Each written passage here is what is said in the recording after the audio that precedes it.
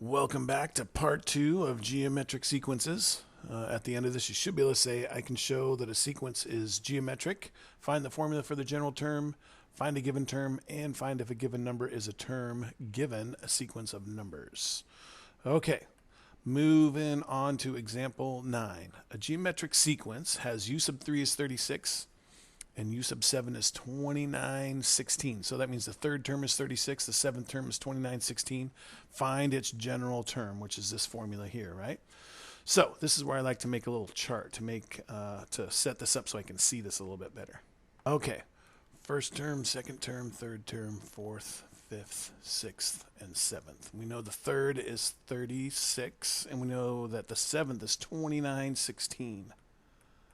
Okay, so we know we're going to have to take 36 and multiply it by the common ratio to get to the fourth term, multiply that again by the common ratio to get to the fifth term, and keep multiplying by r to get all the way up to the seventh term, right? So that means if we start with 36 and we multiply by the r, 1, 2, 3, 4. So that's going to be r to the fourth, because we're not multiplying by 4 r's, we're multiplying by r 4 different times. So r times r times r times r is r to the fourth. And that should give us 29/16. Okay, so first step, let's divide both sides by 36 so that we can get the r to the fourth by itself. Right, so we get r to the fourth is going to equal, let's see, 29/16 divided by 36 gives us 81. Okay, so then if we take the fourth root of both of those, that fourth root and fourth power cancel out and we get r equals. So now we just want to figure out what the fourth root of 81 is. So fourth, second root of, and then since we want that 81 in there, I'm just going to do second answer, and it's going to put the 81 in there for us. And that gives us that the r is 3. Okay, so that means we are multiplying by 3 each time to get up to that there. Okay, so we now have the r for our u sub n is, we don't know the u sub 1 yet, but we do know that the r is 3 to the n minus 1. Now we just have to go back and find the first term. So if we're multiplying by r going to the right, going back to the left here, getting smaller, we're going to actually divide by r, right? So 36 divided by 3 is, what, 12? Divide that by the r, which is 3 again, and that gives us that the first term is going to be 4. So here is our general term for this sequence here. Okay? All right, we got one last example, but before that, let's take a little comedy break. There's a song in Dora the Explorer that amazes me, and I wish I had been at the pitch meeting where it was approved. So did you get a chance to work on a song? Oh, yeah. Well, I remember now that you want, yeah, of course. Yeah, we're working on it. Yeah. Why don't you go ahead and sing it for us then? Oh, okay. Well, you want that now? Okay. Okay, here we go. I'm the map, I'm the map, I'm the map, I'm the map, I'm the map, I'm the map, I'm the map, I'm the map, I'm the map!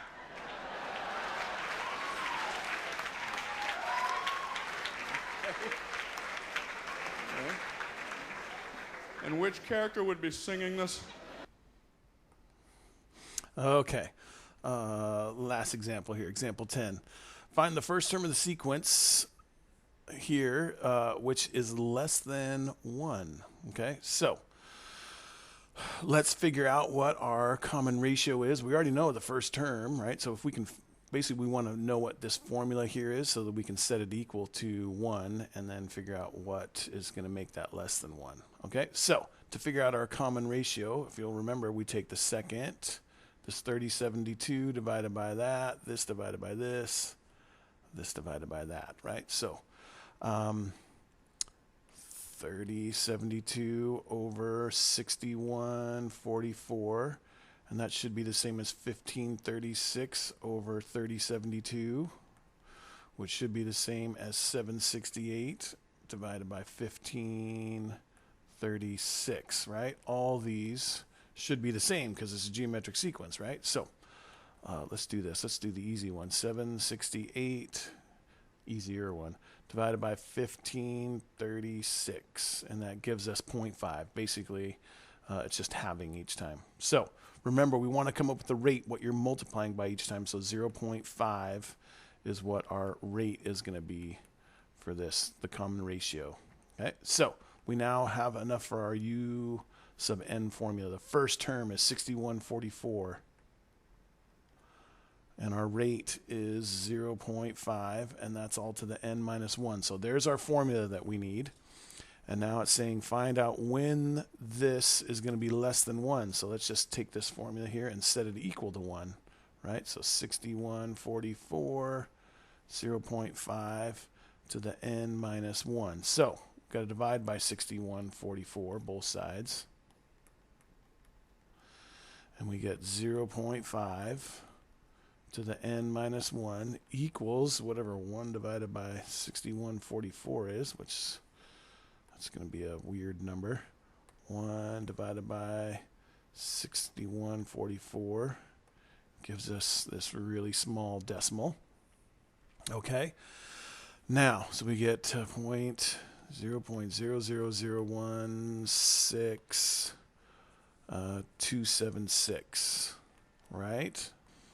Now, what we got to do is we got to figure out what this n is right here. So we've got to get this n out of the exponent.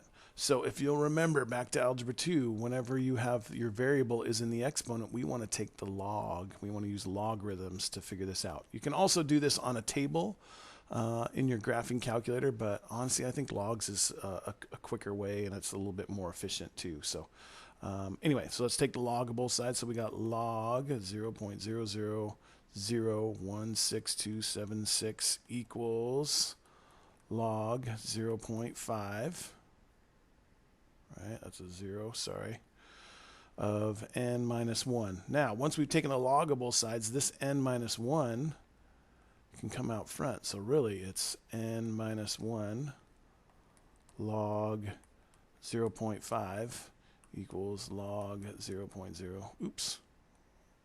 I'm having a hard time with my zeros, apparently.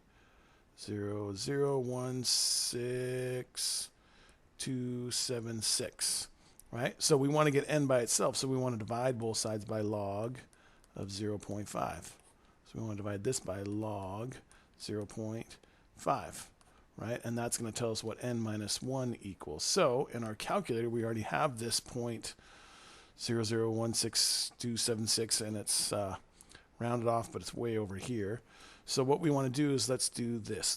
We want to know the log of this, so we're going to do log. Instead of retyping that, we're going to do log second answer, and it'll take the log of that number. Push enter, and it gives us negative 3.78, blah, blah, blah, blah, blah. And now we want to divide that by log of 0.5, right? And that gives us 12.58, we'll go with, equals n minus 1. We add 1 to both sides, and we get that n is going to be 13.58. Okay? Now, we can't obviously have a 13.58 term. The n always has to be some kind of integer. So that means it's either going to have to be 13 or 14. So we want to know when the first term of the sequence, which is less than 1. This will make it equal to 1. But we want to know when it's less than 1, so we actually have to go a little bit farther. So that means we're going to want our n to equal, we want to find the 14th term of this. Okay, so now we actually have to find the term. It's the 14th term, but that's not the term. So we have to actually plug 14 back into our formula to figure out what the actual value is going to be, right? So u sub 14 is going to equal 6144, 0.5, to the 14 minus 1 power, right? So let's plug that in, and we get, let's see, 6144 times 0.5. Oops, missed that. 0.5. All to the 14 minus 1 or to the 13th power. Right? And we get 0.75. So 0.75 is the first term of the sequence, which is less than 1. Okay? All right, that's all there is for geometric sequences. If you have any further questions on this, please feel free to ask in class. Thanks.